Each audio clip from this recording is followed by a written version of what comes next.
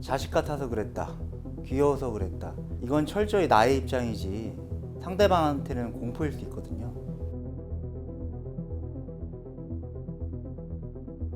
피의자가 미성년자였는데 기소유예 처분이 나온다는 것은 상당히 이례적인 일이거든요. 오늘의 법승 사건 파일은 미성년자 강제추행에 관련된 이야기입니다.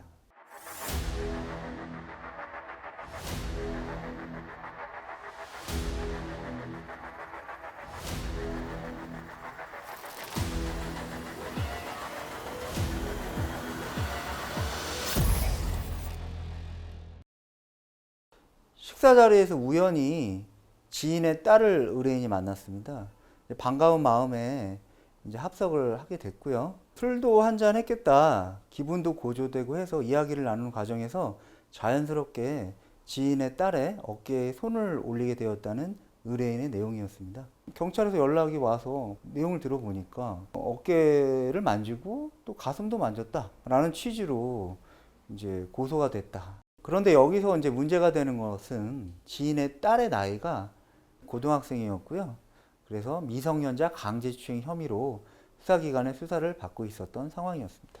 우리가 일반적으로 강제추행 같은 경우에는 어깨라든가 우리가 흔히 이제 드러나는 부위, 팔뚝이라든가 이런 부위도 성적 수치심을 충분히 느낄 수 있는 부위이기 때문에 강제추행죄에 해당이 되고요.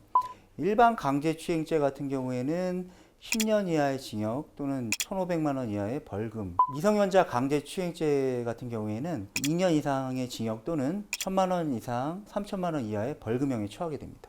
일단 미성년자 강제추행죄 같은 경우에는 상당히 처벌 수위가 높습니다. 합의가 되더라도 대부분 재판까지 가는 것이 현실이거든요. 그렇기 때문에 이러한 범죄의 경우에는 어떤 경우보다 변호사의 빠른 기민한 대응이 필요한 상황이었습니다. 저희가 제일 먼저 그 당시 상황이 담긴 CCTV를 확인할 수 있었거든요.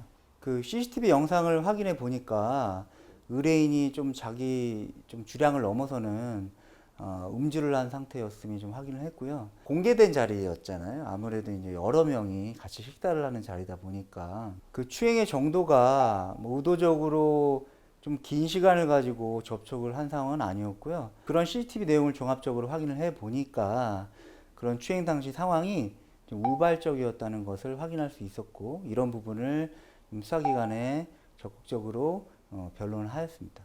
그리고 이 의뢰인 같은 경우에는 어떠한 수사 이력도 받은 전력이 없는 분이었어요. 당시 상황을 술이 취해서 정확하게 기억은 잘 못하시더라고요. 차후에 이제 CCTV 영상을 확인하면서 이런 일이 있었구나라고 하면서 정말 후회스럽다.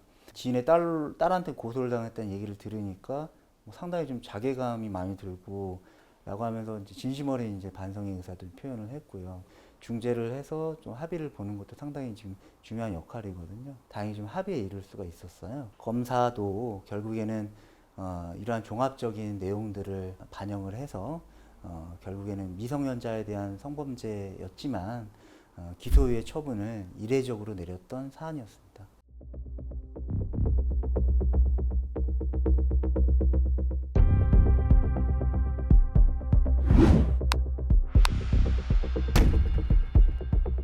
검찰 단계에서 기소유예를 받는 것은 전과가 남지 않기 때문에 최선의 결과이거든요. 일반적인 사건의 경우에는 자신이 기억이 나지 않는다라고 변명을 대면서 부인하는 경우들도 있거든요. 그렇게 되면은 재판에 가서 실질적으로 엄히 처벌을 받는 경우 상당히 많이 있습니다.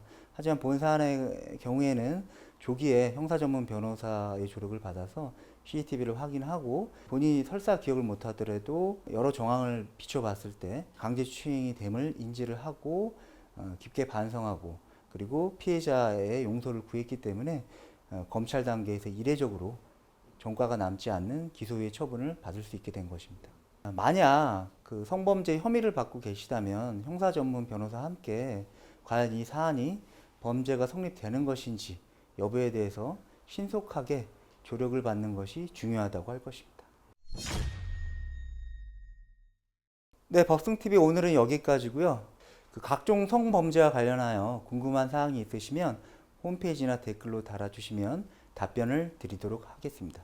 지금까지 형사 전문 변호사 문필성이었습니다. 감사합니다.